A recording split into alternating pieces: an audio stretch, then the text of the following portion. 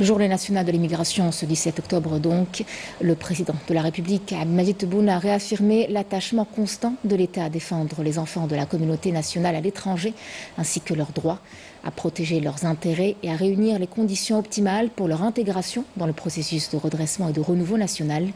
Dans un message adressé au peuple algérien à l'occasion de la Journée nationale de l'immigration, qui marque le 63e anniversaire des manifestations du 17 octobre 1961, le président de la République a déclaré s'incliner avec piété et déférence à la mémoire des victimes de ce sinistre jour et salue les enfants de l'Algérie, hommes et femmes, à l'étranger. Le président de la République a renouvelé à cette occasion la dynamique de transition de l'Algérie vers l'avenir,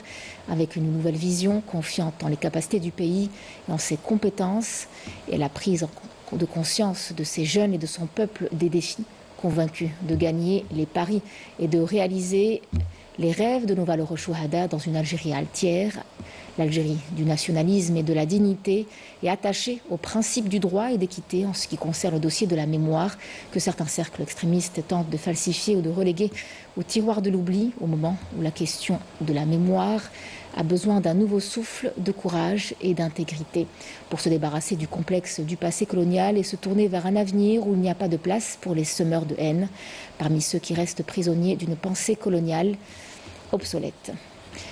Abdelmadjid Tebboune a ajouté que la célébration du 73e anniversaire de la Journée nationale de l'immigration ce 17 octobre